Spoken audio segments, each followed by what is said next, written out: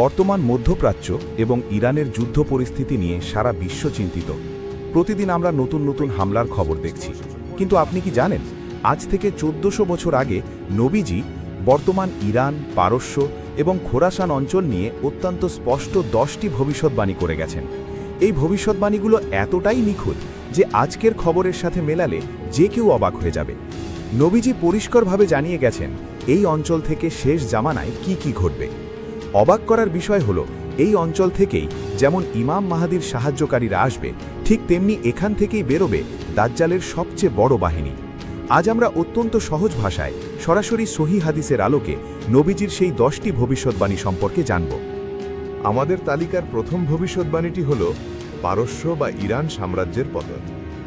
সহিহ বুখারী শরীফে এসেছে, নবীজি যখন পারস্যের রাজা খসরো পারভেজের কাছে ইসলাম গ্রহণের দাওয়াত দিয়ে একটি চিঠি পাঠান, তখন অহংকারী রাজা সেই চিঠিটি ছিঁড়ে ফেলেছিল।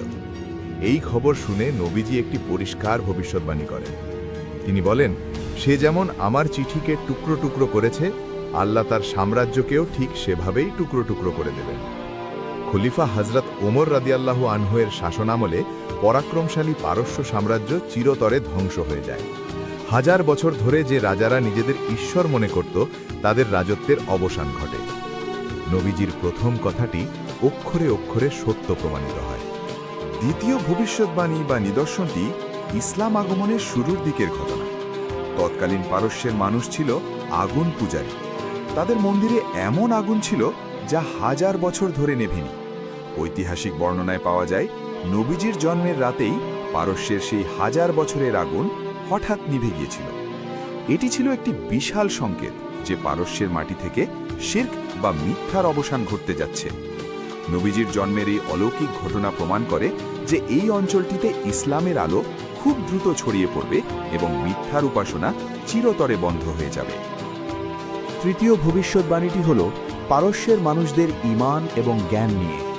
সহিহ মুসলিম শরীফে উল্লেখ আছে, নবীজি সাল্লাল্লাহু আলাইহি ওয়াসাল্লাম একদিন তার বিখ্যাত সাহাবী হযরত সালমান ফার্সি রাদিয়াল্লাহু আনহুর কাঁধে হাত রেখে বলেন, ঈমান যদি সুরাইয়া নক্ষত্রেও চলে যায়, তবুও পারস্যের কিছু মানুষ সেখান থেকে ঈমানকে পৃথিবীতে ফিরিয়ে আনবে। সুরাইয়া হল আকাশের অনেক দূরের একটি নক্ষত্র। এর মাধ্যমে নবীজি অত্যন্ত সহজ ভাষায় বুঝিয়ে দিয়েছেন যে পারস্যের মানুষদের জ্ঞান অর্জন এবং ঈমানি জেদ হবে অনেক মজবুত। ইসলামের ইতিহাসে ইমাম বুখারী, ইমাম মুসলিমের মতো বড় বড় পণ্ডিতগণ এই পারস্য থেকেই এসেছেন। চতুর্থ ভবিষ্যৎবাণীটি শেষ জামানার যুদ্ধের সাথে সম্পর্কিত।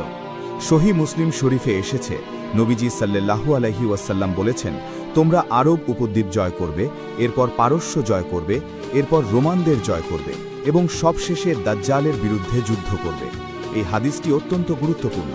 শেষ জামানায় ইমাম মাহাদির নেতৃত্বে যখন যুদ্ধ শুরু হবে, তখন আরব বিশ্বের দুর্নীতিবাজ শাসকদের পতনের পরপরই পারস্য বা বর্তমান ইরান অঞ্চলটি মুসলিমদের আসল বাহিনীর দখলে আসবে। এই পারস্য জয়ের পরই তারা পশ্চিমা বা রোমান বাহিনীর মুখোমুখি হবে, অর্থাৎ বর্তমান ইরান অঞ্চলটি শেষ জামানার মহাযুদ্ধে একটি বড় ভূমিকা পালন করবে। পরবর্তী ভবিষ্যৎবাণীগুলোতে যাওয়ার আগে আমাদের খোরাসান অঞ্চলটি চিনতে হবে। বর্তমান মানচিত্রে খোরাসান নামের কোনো স্বাধীন দেশ নেই। বর্তমান উত্তর পূর্ব ইরান, আফগানিস্তান এবং মধ্য এশিয়ার কিছু পাহাড়ি অংশ নিয়ে এই প্রাচীন খোরাসান গঠিত ছিল। শেষ জামানায় দাজ্জালের আবির্ভাবের ঠিক আগে, যখন পুরো বিশ্ব চরম অন্যায় এবং অত্যাচারে ভরে যাবে, তখন এই দুর্গম খোরাসান অঞ্চলটি সবচেয়ে গুরুত্বপূর্ণ হয়ে উঠবে। কারণ হাদিস অনুযায়ী এখান থেকেই ইমাম মাহাদির সবচেয়ে বিশ্বস্ত এবং শক্তিশালী সাহায্যকারীদের উত্থান ঘটবে। আমাদের তালিকার পঞ্চম ভবিষ্যৎবাণীটি হল কালো পতাকার উত্থান। সুনান ইবনে মাঝা এবং তিরমিজি শরীফে এসেছে, নবীজি সাল্লাল্লাহু আলাইহি ওয়াসাল্লাম বলেছেন, যখন তোমরা দেখবে খোরাসান থেকে কালো পতাকাবাহী দল আসছে, তখন তোমরা তাদের সাথে যোগ দিও, এমনকি যদি তোমাদের বরফের ওপর দিয়ে হামাগুড়ি দিয়েও যেতে হয়। সহজ ভাষায় এর অর্থ হল, শেষ জামানায় এই খোরাসান অঞ্চল থেকে একদল অকুতভয়ে ঈমানদার মানুষের উত্থান ঘটবে। তাদের হাতে কালো পতাকা থাকবে। বরফের ওপর দিয়ে হামাগুড়ি দিয়ে যাওয়ার কথার অর্থ হল, পরিস্থিতি যত কঠিনই হোক না কেন, তাদের কোনোভাবেই থামানো যাবে না। ষষ্ঠ ভবিষ্যৎবাণীটি এই কালো পতাকাবাহী দলের চূড়ান্ত গন্তব্য নিয়ে। তিরমিজি শরীফের হাদিসে নবীজি সাল্লাল্লাহু আলাইহি ওয়াসাল্লাম পরিষ্কার করে বলেছেন, খোরাসান থেকে কালো পতাকাবাহী এমন এক সেনাদল বের হবে যাদের কেউ রুখতে পারবে না, যতক্ষণ না তারা জেরুজালেমে বা ইলিয়ায় তাদের পতাকা স্থাপন করে। এটি একটি অত্যন্ত শক্তিশালী ভবিষ্যৎবাণী। এর মানে হল, খোরাসান থেকে যাত্রা শুরু করে এই ঈমানদার বাহিনী বর্তমান ফিলিস্তিন অঞ্চলকে মুক্ত করবে। পৃথিবীর কোনো আধুনিক অস্ত্র বা পরাশক্তি তাদের এই পথ আটকাতে পারবে না। তারা জেরুজালেম জয় করবেই।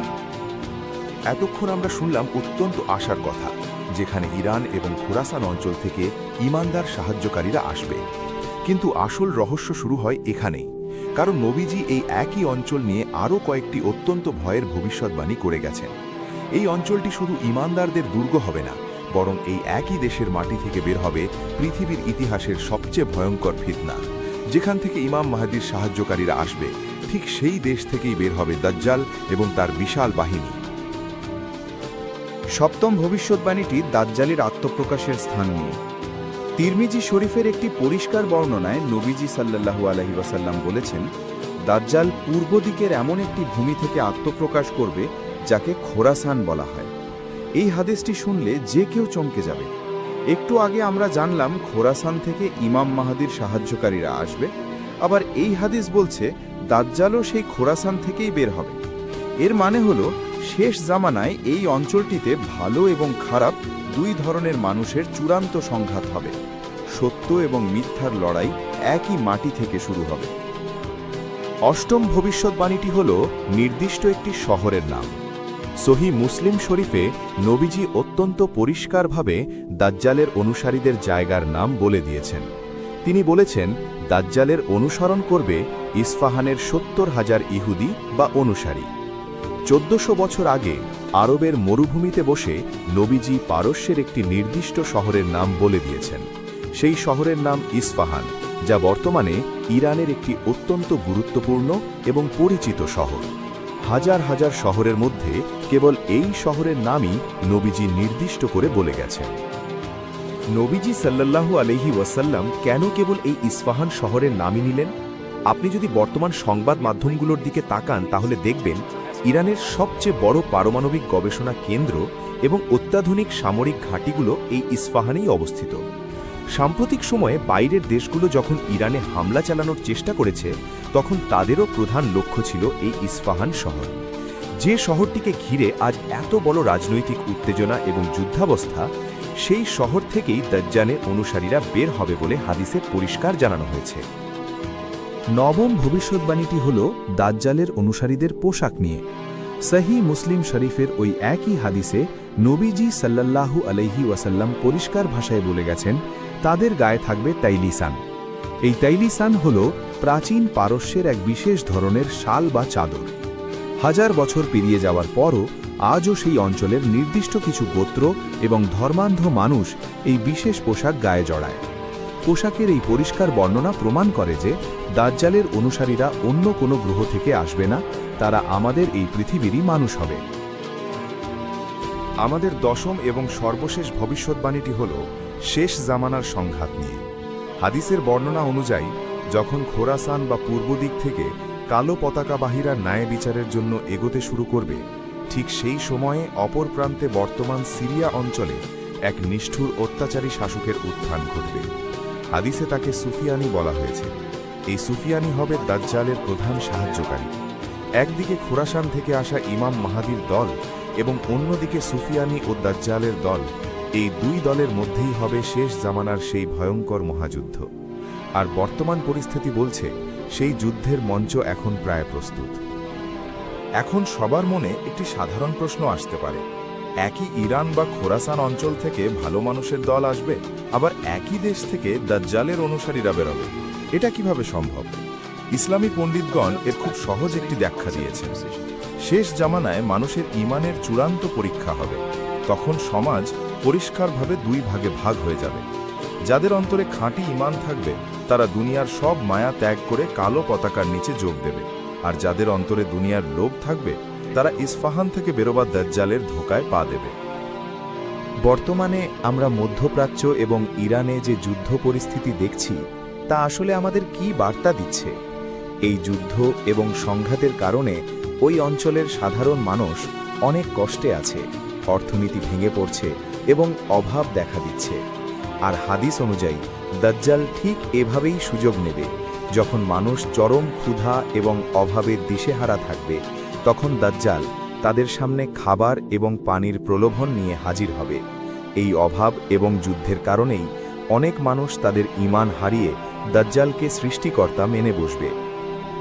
নবীজির এই 10টি পরিষ্কার ভবিষ্যৎবাণী আমাদের ভয় দেখানোর জন্য নয়, বরং আমাদের সতর্ক করার জন্যে। এই সংঘাতের যুগে শুধু খবর দেখে আতঙ্কিত হওয়াই আমাদের কাজ নয়।